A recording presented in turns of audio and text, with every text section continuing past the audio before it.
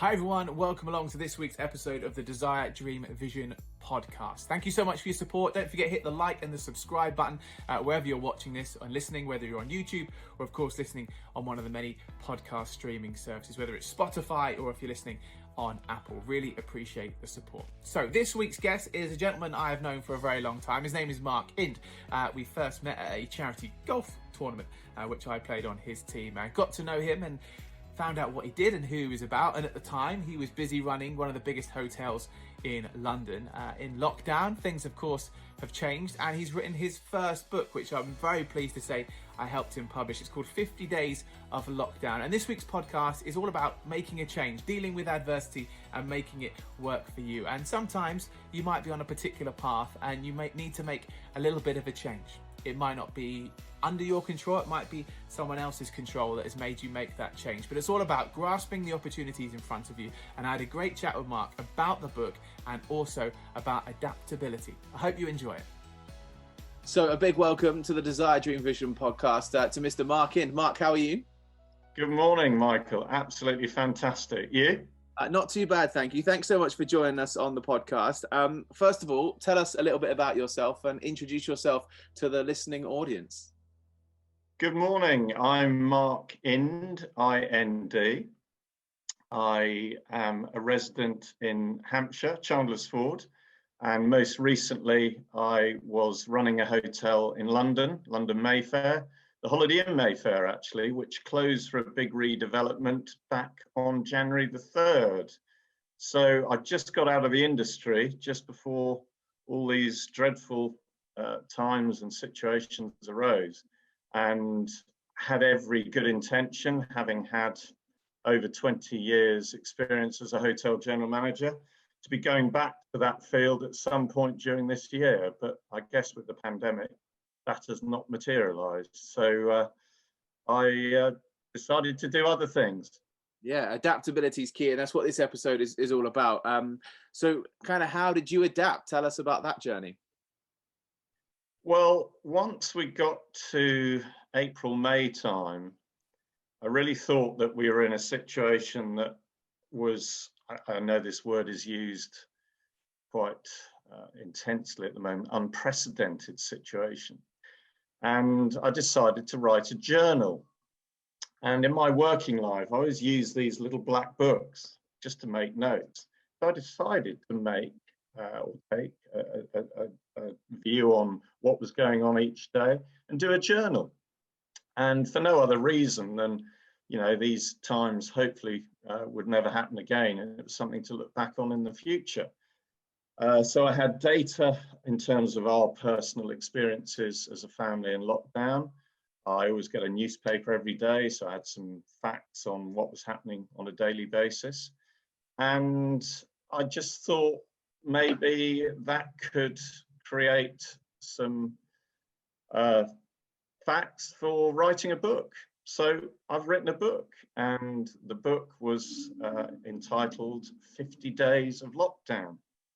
And my wife actually said no one would read it. So what was the point in writing a book? Well, I've written a book and a few people have read it. So that's how I've adapted. No, that's really cool. And I'm guessing then the book is then about this journey, and it's about, you know, what happened in lockdown. Yeah, I mean, our lockdown actually as a family was probably last year, where my son, Alex, who's 22 now, he became very ill with sepsis last May. And that sepsis, unfortunately, nearly killed him. And he has a history of cardiac problems from birth, having had, up until this point, 3 bouts of major open heart surgery. And because of the sepsis, the infection got into the tubing around his heart, and he had to have another reconstructive bout of open heart surgery last May. And coupled with that, he had a mini stroke. So our time last summer was spent in Southampton General Hospital with him for about 3 months. So we were going to make sure this year, despite lockdown, we were going to try and make up for lost time and give him the best possible opportunity to enjoy this summer, albeit we were mildly incarcerated, but not to the point that we couldn't enjoy ourselves. And I guess a lot of my journal was based around simple stuff that we did in lockdown, but we had a lot of fun. And that was my wife, Susie, my daughter, Holly, and Alex, and myself, and our little dog, Tizzy. So I guess the book encompassed our personal experiences in lockdown, but probably more of an uplifting experience than maybe we had last year because of Alex being in hospital for so long. Yeah, I think that was a really interesting thing with this year, hasn't it? That I think if you were directly affected by COVID, there was one set of emotions that you felt, but actually, I think there was quite a large part of the population that actually didn't have a direct impact with COVID. And I guess it was a very difficult situation for some of those people because they didn't quite understand fully the severity of what was going on as well. So it was kind of a really, really interesting time. And it's kind of interesting from reading the book. And obviously, I had a little bit of a hand in helping you, a very small part of the wheel of making this book come to fruition. But I think that was something that's really nice about the book is there's a message of hope in there. And I think that in any kind of point of darkness and dark moment in your life, whether it be a national pandemic or something personal, that there is always a glimmer of hope within that. And was that a message that you wanted to get across with the book? Yeah, I think it was, but it sort of happened by accident, really, because I think it was April the 13th, when we were about 2-3 weeks into lockdown, Alex declared that he wanted to run a 10K. Now, Alex has barely run a bath in his life, let alone a 10K, and with his pacemaker and his real physical challenges. For me, it was just an impossibility to undertake such a challenge. But he not only declared that on April the 13th, but he said, we're going to do it in a month's time on May the 13th, which was exactly a year to the day since his last open heart surgery. And it was to help prove to himself that not only he could run, but actually had the endurance and capability now following that surgery to do something that many other people have actually been able to achieve in their lives. So we undertook a month's training in the lead up to this 10K on May the 13th. So the underlying, I guess, hope and inspiration in the book is this build up to a 10K, which we did on day 51 of lockdown, which was when the restrictions were eased, but makes a nice triumphant ending to the book, which hopefully gives people that maybe have been in a similar situation with cardiac surgery or even other ailments or illnesses, that hope that you can overcome adversity in a way that Alex has done in really quite trying circumstances. And even during the training and on the run itself on May the 13th, he had real challenges. And I thought at one point he wasn't going to make it. So that was a real inspiration for me as well. And I ran the 10K. I'd never run a 10K myself either. So it was, of course, a message of inspiration that came by chance. But I hope it will, through reading the book, inspire people to overcome adversity in real challenging times. Yeah, amazing. How did you find the process? I've written 2 books now, and I found both of them different kind of challenges because there were 2 kind of types of book. One was obviously the Desire Dream Vision book, which is all about the processes of working hard and achieving your dream and those principles. And then the other book, Life of a Saint, which I wrote in lockdown, is very much interviews with other people and telling other people's stories. So I found it kind of mixed process of both of those books. And I'm guessing for you it's a similar thing because part of the book is your personal story, plus also it's sharing what happened in lockdown. So it kind of amalgamates those 2 processes together. How did you find it? Well, let me say, Michael, you were a big inspiration in what you've done in your book writing. And I remember I was talking to someone who mentioned what you'd done. And of course, I knew what you'd done, but never really talked to you in depth about it. And I think we arranged to have a coffee in Costa. And I explained my concept to you, and I have to say, within 3 minutes, you'd sketched out this amazing front cover, which actually materialized into something pretty special, which was this here. But the whole process started from that point, and I think the important thing I guess I learned from you was to have a plan I'm a businessman, I'm a hotelier, and I've run many hotels over the years, and I always approach my business life with a plan. And if you don't have a plan, I don't think you can sort of achieve the end goal. And there was something in my business life, begin with the end in mind. So I think we set a date to complete the project, which was November the 13th, and worked back from then, which was, fundamentally the writing of the book, the editing of the book, then the printing of the book. With printing, there's always that point at which you've got to re-look at it and edit it again. And I think we factored all those points into the process and actually achieved, on November the 13th, we picked up those books from Hobbs the printers, who were absolutely fantastic. So I think in terms of undertaking such a project, I'd never written a book in my life before, but I think you really helped me, not just with your vision, and what you do as an organization in terms of DDV and that dream, desire, vision. We played it out, and I hope from your perspective, publishing your first book, you found it not just an enjoyable process, but one you could relate to when you wrote your book. Yeah, no, 100%. And it was quite interesting. I remember we got to a point, and again, it was another coffee catch up in Costa, of course, socially distanced because it was in lockdown.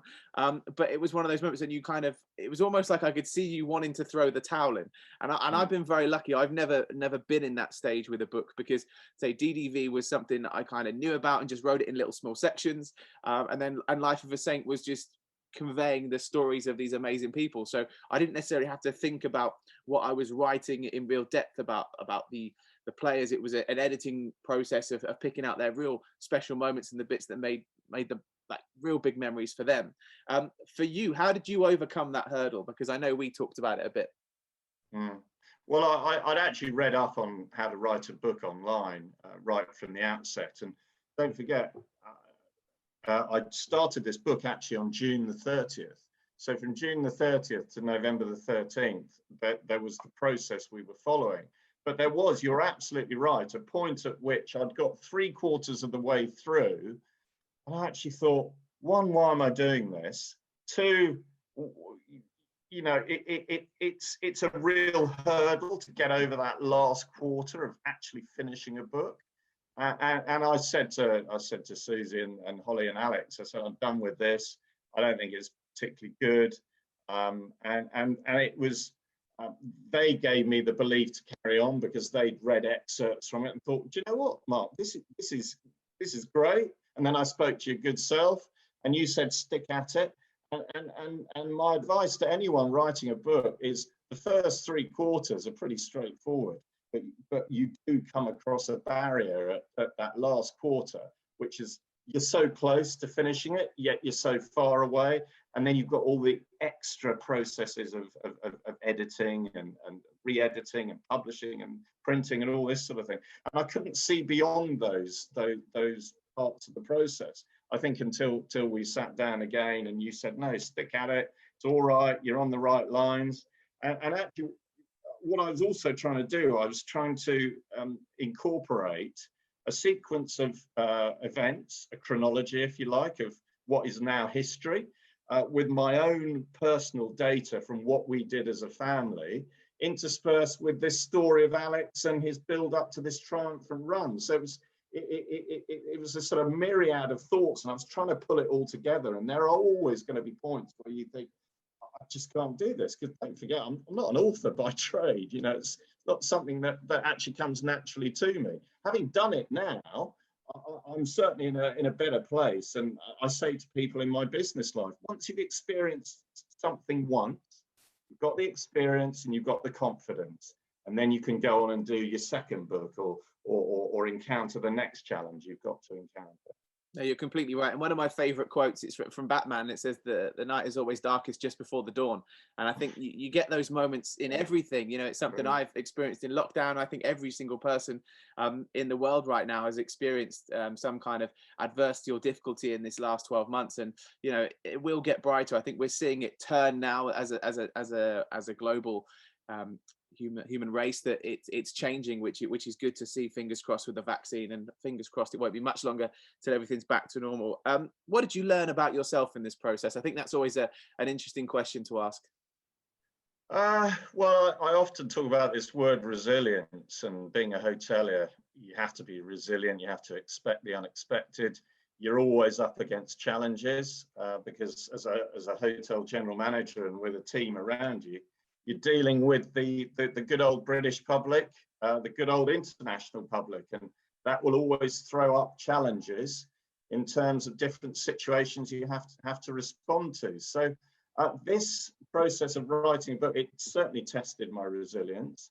I was pleased because it was a different type of resilience I was having to show, which was, you know, getting 3/4 of the way through and then having to bounce back and complete the book. So it reassured me that I still had that level of resilience to see a task and a challenge through.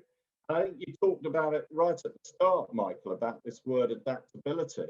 And as I said, my profession is not as an author. I've had to find, I guess, other things to do during lockdown to get me up in the morning, because it's been great having the time off, and I've actually had a pretty good time during lockdown, and I've had to think a lot about why we're in lockdown or why we've been in lockdown, and that's because there are others suffering illness. Heaven forbid, none of us to date have actually suffered the illness ourselves, but you hear so many stories about so many people that have been afflicted, not just with the illness or family and friends having the illness, but people that have perished. So it's been a dreadfully sad time. But in terms of us as a family, we've had to show our own resilience in different ways. So yeah, I think adaptability is something I've had to do, which not going into a hotel every day for the last 10 months. I had to find another thing to do, and writing a book and a few other bits and pieces I've done, again, have proved to me that I can be adaptable and I can respond to different situations as they're thrown at me, just like I've had to do in my business life. And I've got any number of stories about hotel life, which I'm sort of thinking about compiling a book about those stories, and I won't spoil the surprise now, but there are some real juicy ones that once I get pen to paper, I think the ink will flow, as they say. He's written one, he's got the bug. Once you write one, you can't stop. Mark, thank you so much for joining us on the Desire Dream Vision podcast this week. If you want to get your hands on a copy of 50 Days of Lockdown, check out the link below, and you can just head to Amazon and type in 50 Days of Lockdown by Mark Ind. And can I just say one more thing, Michael, about the book? Go for it. I genuinely think with the chronology, it could be a book of great historical value in the future. And whether there are parents or grandparents with children that are so young now that they won't have understood what has gone on over the last year, it'll be a great record to look back on. It's got coloured pictures as well. It certainly has. That was a fun part of the editing process. Mark, thank you very much. It's a pleasure. Well, there we go. Hope you enjoyed my chat there with Mark Ind. Don't forget, if you want to get your hands on 50 Days of Lockdown, just head to Amazon, type in 50 Days of Lockdown by Mark Ind, and you can get it. You even get Amazon Prime delivery on there as well. But I thought it was a great conversation with Mark, all about adapting and change. It's something that I've had to deal with personally in lockdown. Contracts that I've had for years all of a sudden disappeared and didn't exist anymore. Live events that I had in my diary to host just disappeared. And there's several ways you can react. You can sit there and get angry about it. You can sit there and do nothing about it, or you can just deal with it. Give yourself that moment, I always say, to grieve the process of what's happened and say, this has happened, I can't change it. How can I make it work for me? And that's a big thing I'm a massive fan of, is using your abilities and skills to adapt. So for me, when I lost the radio contracts and the TV work dried up, I didn't just sit there and think, well, that's all I can do. I went and wrote a book and launched a new brand, and I'm busy working on a few other little projects as well. Looking at making a step into politics as well, and seeing how I can make a difference and affect a positive change for everyone. So there's always things you can do, and adaptability is key to that. So if you're in a position right now where you've had the rug pulled from underneath you, which I've had over the last 12 months, like many of us has, and it's a situation that, you know, COVID-19 has affected everyone. So you're not in this by yourself. So something I always do is I like to write things down and work out where I am, where do I want to go, and what do I need to do to get between those points. And this is a great opportunity right now to have a reset. It's been a global pandemic, which has been so difficult for everyone. It's been tremendously sad that we've lost loved ones and we've lost friends. But from a career perspective, when the industry has been decimated by restrictions that we can't do things, if you're in the entertainment business, for example, or hospitality, now is a really good time to reset. It's going to come back. Fingers crossed there's light at the end of the tunnel. You know, if you're listening to this in the future, I'm recording this a couple of days before Boris Johnson, who's currently the Prime Minister in the United Kingdom, is going to make an announcement on Monday all about how we're going to get out of this lockdown right now and how it's going to happen. So the good times are going to come back, but you've got to be ready for it. So now is the time to adapt. It's time to be ready, work out what you want to do, where you want to go. And if you want any help, please just reach out, drop me a message. We might set up a little clubhouse room and have a little bit of an open forum and a little bit of a chat about it. But there we go. A little couple of tips on adaptability. Thank you so much for checking out this week's podcast. Another one coming your way next week. Thank you very much once again to my guest, Mark Ind. Don't forget to follow us on social media. You can follow me at Michael Kern. Use the hashtag of DDV podcast. And don't forget to hit the like button, hit the subscribe button, and leave us a review. Have a great rest of your week whenever you're listening. I'll see you next time.